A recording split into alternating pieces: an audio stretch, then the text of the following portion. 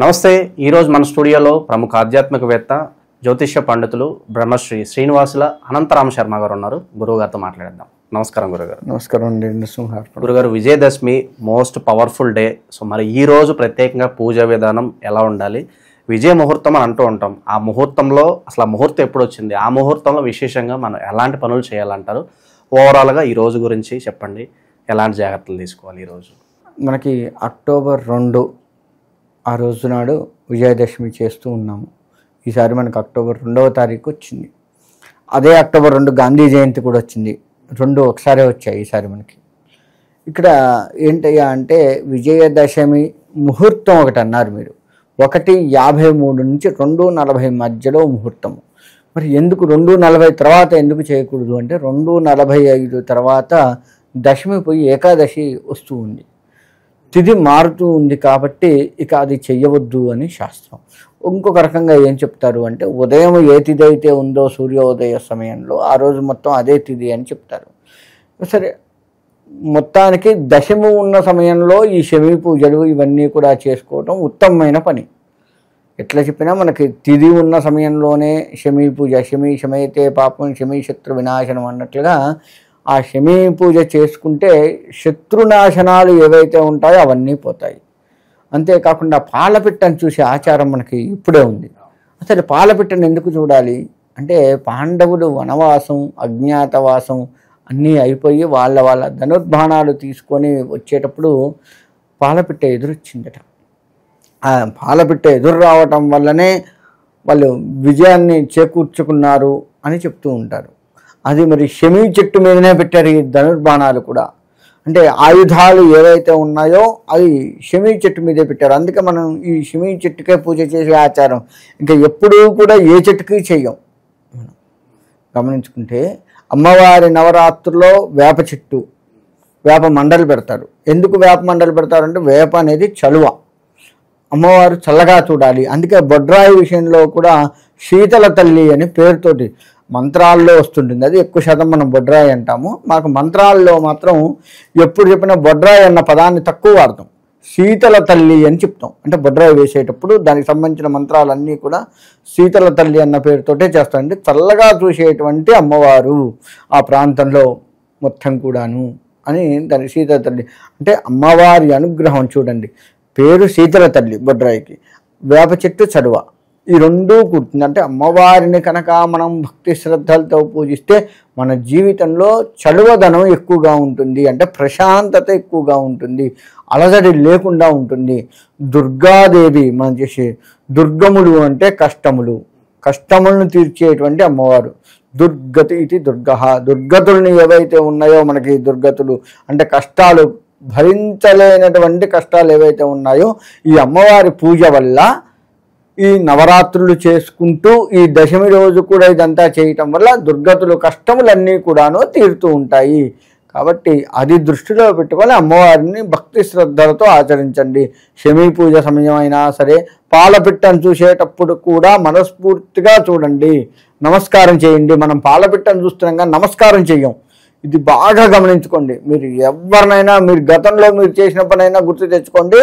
పాలపిట్టను చూసాం, విజయం చేకూరింది, అంతే. ఒక నమస్కారం దానికి చెయ్యం, కానీ నమస్కారం చెయ్యాలి. పాలపిట్ట విజయాన్ని ఇచ్చింది కాబట్టి విజయానికి గుర్తుగా పాండవులు నమస్కారం చేశారు. అదే రోజు సీత కోసం రావణాసురుడి మీద యుద్ధానికి రాముడు వెళ్ళినప్పుడు కూడా పాలపిట్ట ఎదురొచ్చినప్పుడు దానికి ఆయన కూడా నమస్కారం చేశాడు. తద్వారానే విజయాన్ని చేకూర్చుకొని సీతను దగ్గర చేసుకున్నాడు. అంటే చూడండి, ఎక్కడ చూసినా కష్టాల నుంచి దూరం చేసింది. రాముడు అంటే భార్యాభర్తల మధ్య ఉన్నటువంటి విభేదాలని దూరం చేసింది పాలపిట్ట. భార్యాభర్త అన్యోన్యతనిచ్చింది పాలపిట్ట కదా. మరి యుద్ధంలో పాండవుల్ని 100 మందిని ఓడించగలిగేంత శక్తిని ఇచ్చింది పాలపిట్ట. అంటే విజయానికి గుర్తు, అన్యోన్యతకి గుర్తు. ప్రతి దానికి కూడా పాలపిట్ట మనకి విజయాన్ని చూపించింది. కాబట్టి ఆ పాలపిట్టకు నమస్కారం చేసుకుంటే మనం ఏ పనులు అయితే అనుకుంటున్నామో ఆ పనులలో విజయం చేకూరుస్తుంది. అంతే. పాలపిట్ట ఎదురొచ్చింది, మంచిది, పాలపిట్టను చూసాం మంచిది అనుకోవటం కాదు. ఈ మధ్య ఈ ఒక 2 సంవత్సరాలు 3 సంవత్సరాలు చూస్తున్నాను, పాలపిట్టని చిలకను బంధించి దేవాలయాల్లో టికెట్ లాగా పెట్టి కూడా చూపిస్తున్నారు.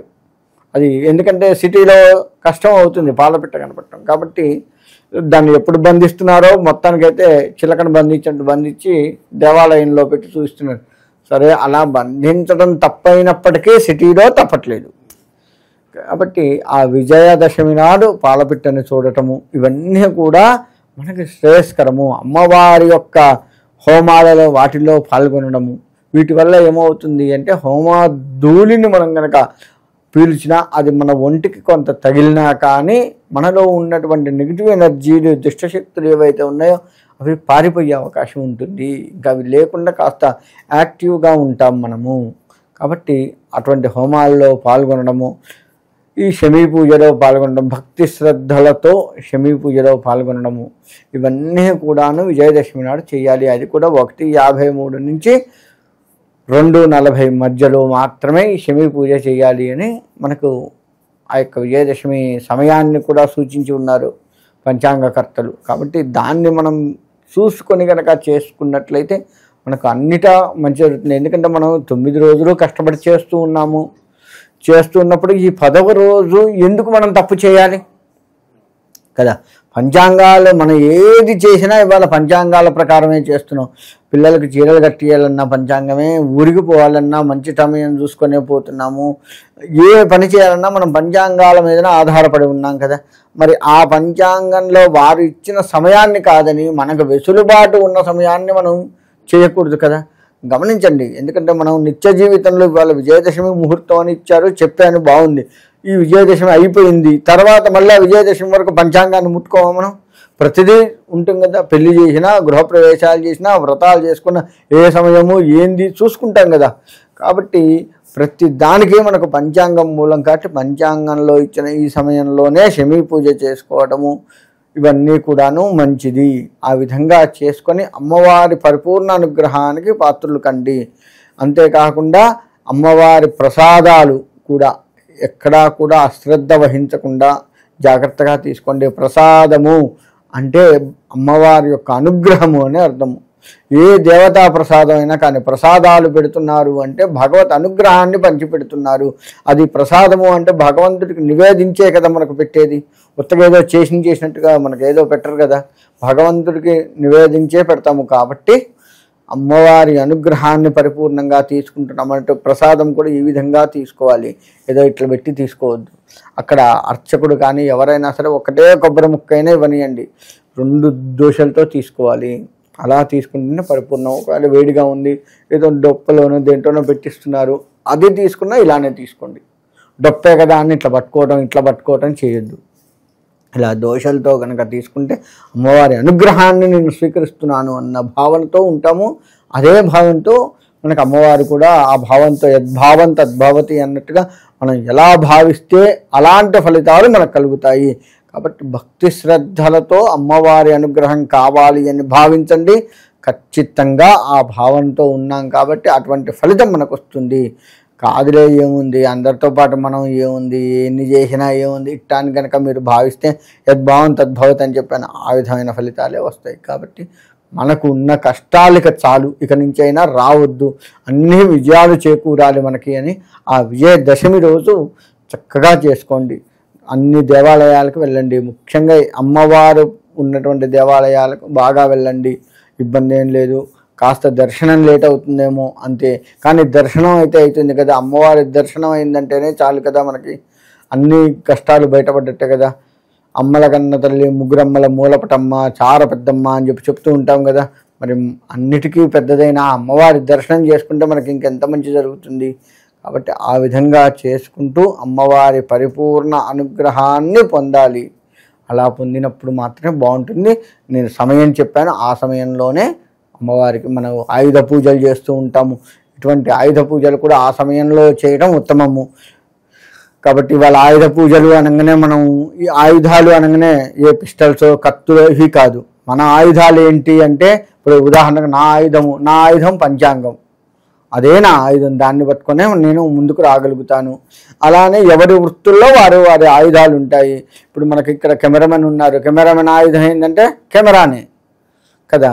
అలా ప్రతి వారికి వారి వారి వృత్తి ఏదైతే ఉందో వారి వృత్తికి సంబంధించినటువంటి ఏవైతే ఉన్నాయో పరికరాలు అవే వాళ్ళ ఆయుధాలుగా భావించి వాటికే ఆ అమ్మవారి అనుగ్రహం కలగాలి. అవి ఎక్కడా కూడా ఇబ్బంది కాకుండా నా జీవితాన్ని వాటి మీద ఆధారపడి నడిపిస్తున్నాను కాబట్టి అవి ఆ విధంగా నాకు ఎక్కడా ఆటంకాలు లేకుండా ముందుకు జరుగుతూ ఉండాలి, దీని ద్వారా నేను అభివృద్ధిలోకి చెందాలి అని వాటికి పూజ చేస్తూ ఉంటాము. కాబట్టి వాటికి కూడా కంకణాలు కట్టడం చేయటం ఇవన్నీ చేసుకుంటూ చక్కగా వాటి మీద కూడా భక్తి శ్రద్ధలతో పూజ చేసుకోండి. అమ్మవారి అనుగ్రహం ఆ ఆయుధాల మీద వాటిని నమ్ముకున్న మన మీద కూడా కలిగి సుఖంగా ఉంచుతుంది అనడంలో ఎటువంటి సందేహం లేదు. విజయదశమి గురించి అలాగే విజయ ముహూర్తం గురించి మీ మాటల్లో అద్భుతంగా వివరించారు గురుగారు. ధన్యవాదాలు. మంచిదండి.